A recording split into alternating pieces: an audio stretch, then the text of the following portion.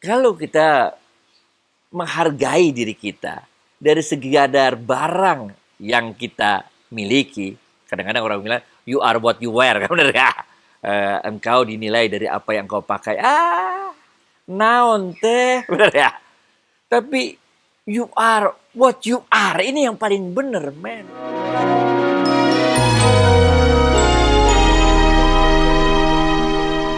Assalamualaikum warahmatullahi wabarakatuh. Sahabat Smart Skill School, semoga kita semua selalu dalam lindungan Allah Subhanahu wa taala. Yuk kita sapa dulu Ustadz kita. Ustadz, Assalamualaikum, apa kabar? Waalaikumsalam warahmatullahi wabarakatuh. Sehat, berkah, bahagia, insyaallah, amin. Alhamdulillah, masih di Sea World nih. Di rumah bos, di rumah. Oke. Ustadz, kita mulai Ustadz. Nah, ini ada suatu istilah yang agak membingungkan. Kaya itu belum tentu rezeki. Nah, ini kan bingung Ustadz. Jadi maksudnya rezeki itu apaan Ustadz? Dalam ya, dalam ajaran tasawuf itu ada satu ungkapan bahwa orang yang kaya itu, ini, orang yang banyak harta itu belum tentu dia banyak rezekinya. Ini men, gila gak? Orang yang banyak hartanya itu belum tentu dia banyak rezekinya. Nah, kenapa?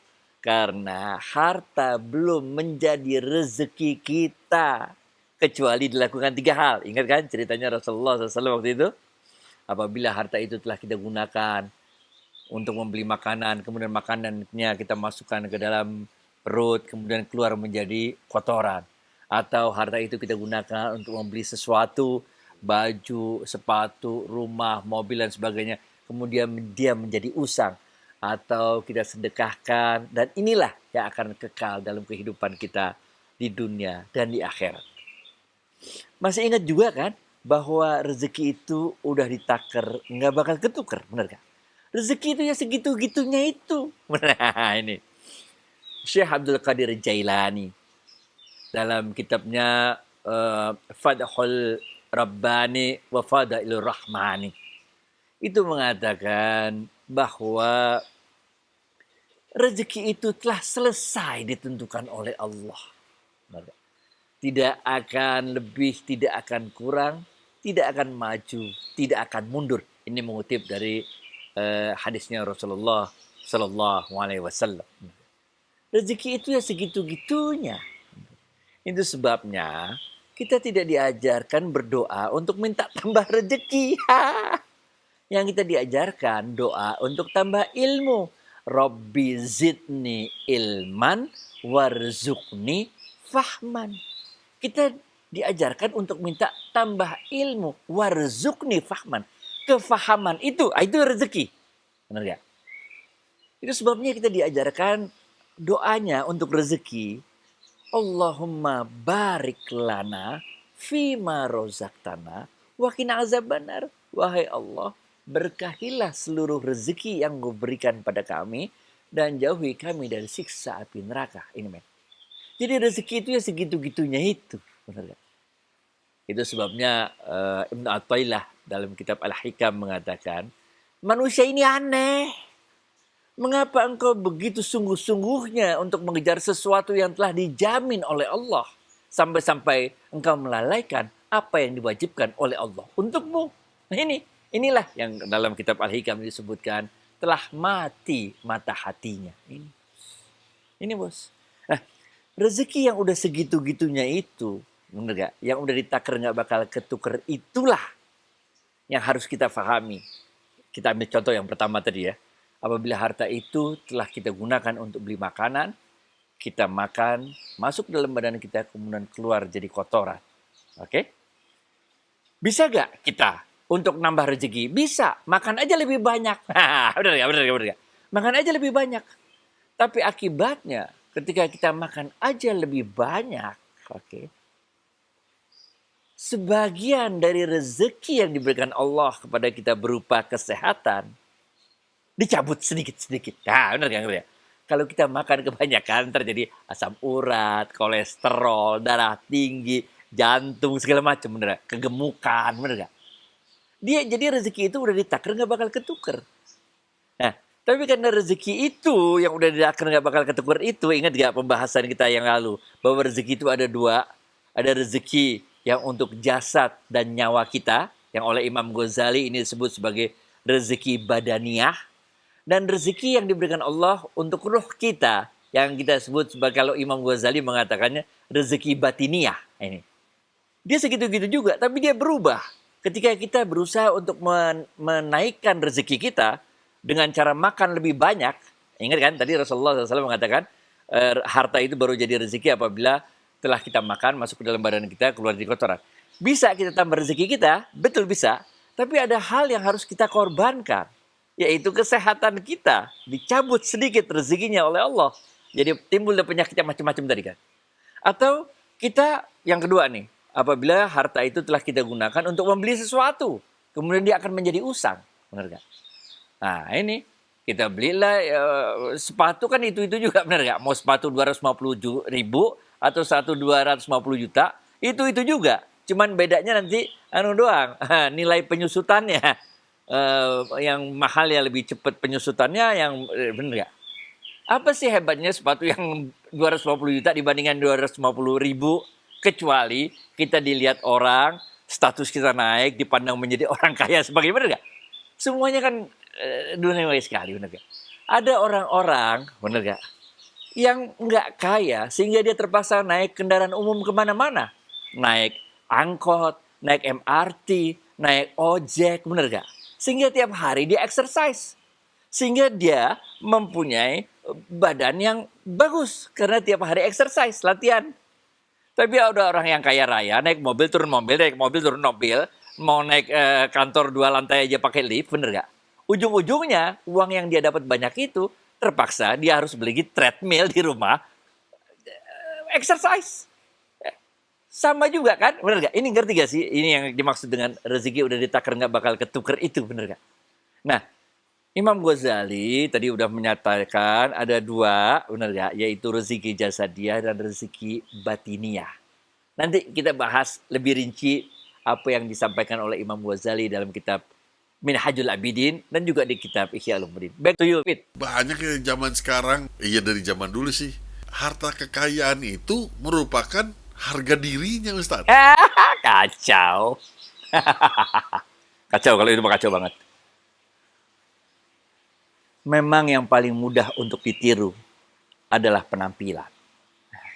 Ini juga terjadi bukan aja dalam hal duniawiyah, tapi juga ada orang-orang yang melakukan hal ini dalam hal penampilan, seakan-akan dia seorang ulama besar. Inilah yang kemudian dikritik oleh Imam Ghazali, orang-orang yang model kayak begini. Kalau harga diri kita itu dihargai dengan harta, nggak ada apa-apanya, men. Ente beli mobil Mercedes yang paling baru lah tahun 2022 lah, seri S, bener gak? Ente udah beli yang paling topnya di Indonesia, tapi CKD, men. Kalau kita bandingin sama yang CBU, masih kerenan yang CBU, bener gak? Di atas Mercedes seri S masih ada Maybach, yang harganya jauh banget bedanya antara seri S dengan Maybach, bener gak? Di atas Maybach masih ada Rolls Royce, bener gak?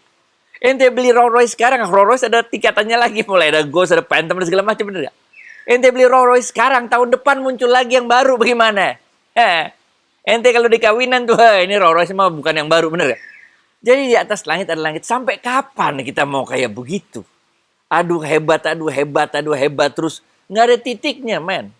Setiap kali handphone baru keluar, iPhone baru keluar, ente beli lagi. Kan nggak ada titiknya. Padahal fiturnya ya tambah 1-2 biji, bener gak?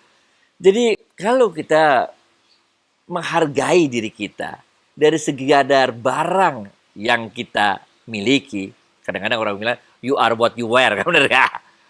Engkau dinilai dari apa yang kau pakai. Naon teh, bener ya? Tapi you are what you are, ini yang paling bener, men. Kita adalah kita karena yang paling berharga dari kita adalah ruh kita. Beda kita sama hewan, itu bukan karena kita punya akal, hewan gak punya akal, bukan. Bedanya adalah hewan, tumbuhan itu ada jasad, ada nyawa. Sedangkan kita ada jasad, ada nyawa, dan ada ruh. Jin ada nyawa, ada ruh, nggak ada jasad, benar ya? Sehingga letak keistimewaan kita dibandingkan hewan, dibandingkan makhluk hidup lain, dibandingkan tumbuhan adalah kita memiliki ruh. Dibandingkan dengan jin, kita lebih mulia karena kita lebih komplit, lebih sempurna karena kita punya 3 hal. Jasad, nyawa, dan ruh. Nah, benar ya? Sehingga nilai kita yang paling utama sebetulnya adalah nilai roh kita. Nilai humanity kita. Nilai bagaimana kita bisa connecting to other peoples dengan ruh kita ini. Inilah sebetulnya nanti kita bahas ya. Ruh rezeki yang nanti dibagi oleh Imam Ghazali ada 4. Satu di antara dari 4 jenis rezeki yang disampaikan oleh Imam Ghazali itu mini untuk jasad. Tapi 3 lainnya itu untuk ruh semuanya, men. Benar ya? Ntar kita bahas. Oleh karena itu, segala sesuatu yang sifatnya duniawiah ini, apalagi harta, dia belum jadi rezeki kita. Sebelum kita lakukan 3 hal ini. Kita punya banyak uang, tapi sebelum kita lakukan 3 hal tadi ya belum. Itu sebabnya dalam ilmu tasawuf pembukaan kita tadi kita katakan, seorang yang banyak hartanya belum tentu dia mempunyai banyak rezeki. Nah, karena rezeki itu udah diatur sama Allah sedemikian rupa, tinggal kita ini bagaimana mengatur dan bisa mensyukuri, menyadari rezeki apa yang diberikan Allah kepada kita. Banyak orang yang kaya, tapi hidupnya nggak tenang. Bener ya? Itu baru kemarin perang Rusia-Ukraina aja bentar, bener ya? Harga saham anjlok dia udah pening, bener gak? Kita pening apaan? Masalah jauh Rusia sama Ukraina, bener gak? Kita nonton-nonton doang berita di TV, bener gak? Kalau dia udah shock itu karena harga saham turun, bener gak? Nah, kita kan harusnya bersyukur. Orang-orang yang selama berpuluh tahun diberi kesempitan rezeki oleh Allah. Jangan ente kecil hati. Orang-orang yang puluhan tahun diberi kesempitan rezeki oleh Allah, diberikan rezeki yang luar biasa oleh Allah, bukan dari segi hartanya, tapi dari segi daya tahannya, daya juangnya, dari segi kesabarannya menjalani hidup. Ente kagak hitung itu, bener ya? Dulu waktu masih muda itu ada sebuah training itu, di mana semua dompet, semua apa dikumpulin, lalu kita dilepas dari satu titik, suruh. Kalau orang kaya dilepas di sini nih, di Menteng, suruh ke Blok M, cuma dikasih duit 2.000, dia pening, men, bagaimana cara nyampe, ya bener gak? Tapi kalau orang miskin dikasih duit 2.000, suruh dari Menteng suruh ke Blok M, nyampe dia, bener gak? Nah, jadi biasanya keterbatasan yang dialami oleh orang-orang yang sempit rezekinya menimbulkan berbagai kreativitas. Bukan berarti kita nggak boleh kaya. Karena orang yang kaya juga memiliki rezeki lain yang diberikan oleh Allah, yaitu wawasan yang luas. Kita cerita kisah 2 orang sahabat sufi ya. Ini. Ada 2 orang sahabat sufi. Salah seorang di antara mereka ini adalah seorang pedagang yang kaya raya. Dia seorang ahli tasawuf, sufi, tapi juga orang yang kaya raya. Harta itu tidak diletakkan di hatinya. Sampai suatu saat, ahli sufi yang kaya raya ini melakukan perjalanan keluar kota. Dalam perjalanan di luar kota itu, di tengah jalan, di padang pasir yang tandus itu, tiba-tiba dia melihat seekor burung yang patah sayapnya, tergeletak di gurun pasir itu. Lalu dia perhatiin burung yang patah sayapnya itu. Kok ini burung udah patah sayap, tergeletak begitu aja, nggak bisa terbang. Tapi kok masih bisa hidup? Dia perhatiin. Ternyata nggak berapa lama, datang seekor burung lain yang membawa makanan di paruhnya untuk diberikan kepada burung yang tidak berdaya patah sayapnya itu. Disitulah dia mendapat pencerahan. Ya Allah. Betapa bodohnya aku, katanya ini. Betapa bodohnya aku. Nyari rezeki begitu luar biasanya. Sedangkan burung yang patah sayapnya tidak berdaya saja, dijamin rezekinya oleh Allah. Nah ini. Jadi waktu dia pulang, setelah melakukan perjalanan ini pulang, dia temui temannya yang juga seorang ahli tasawuf, seorang sufi. Dia katakan, aku dari perjalanan bisnis yang kemarin itu mendapat satu pencerahan yang luar biasa. Apa? Dia cerita mengenai burung yang patah sayapnya itu. Sehingga dia katakan pada temannya, mulai saat ini aku tidak mau lagi susah-susahan nyari dunia. Udah cukup, nggak usah. Aku telah melihat dengan kepala mataku sendiri bahwa Allah menjamin rezeki bahkan untuk burung yang tidak berdaya patah sayapnya itu. Apa kata temannya? Temannya tepuk pundaknya. Ya, kawanku katanya. Mengapa engkau memilih menjadi burung yang patah sayapnya? Mengapa engkau tidak memilih menjadi burung yang membawa makanan itu untuk burung yang patah sayapnya? Nah ini men. Nah, benar gak? Jadi dalam ilmu sufi, dalam ilmu tasawuf, nggak perlu kita itu memaknainya, kita hidup harus jadi orang miskin, bukan. Kenapa kita memilih menjadi burung yang tidak berdaya patah sayapnya? Mengapa kita tidak memilih menjadi burung yang datang memberikan makanan untuk burung-burung yang patah sayapnya? Zuhud dalam pengertian ilmu tasawuf bukan menjadi orang yang miskin, tapi zuhud dalam pengertian ilmu tasawuf adalah orang-orang yang ketika dia kehilangan seluruh hartanya, dia tidak pernah melupakan untuk bersyukur kepada Allah. Dan ketika dia mendapat harta yang banyak luar biasa, dia tidak pernah merasa bahwa dia telah berhasil mendapatkan dunia. Zuhud itu tidak meletakkan harta di dalam hati, tapi dia meletakkan harta itu di tangannya untuk kebahagiaan semuanya. Nah, betul Ustaz. Tapi ini ada pertanyaan di kolom komen nih. Begini bunyinya.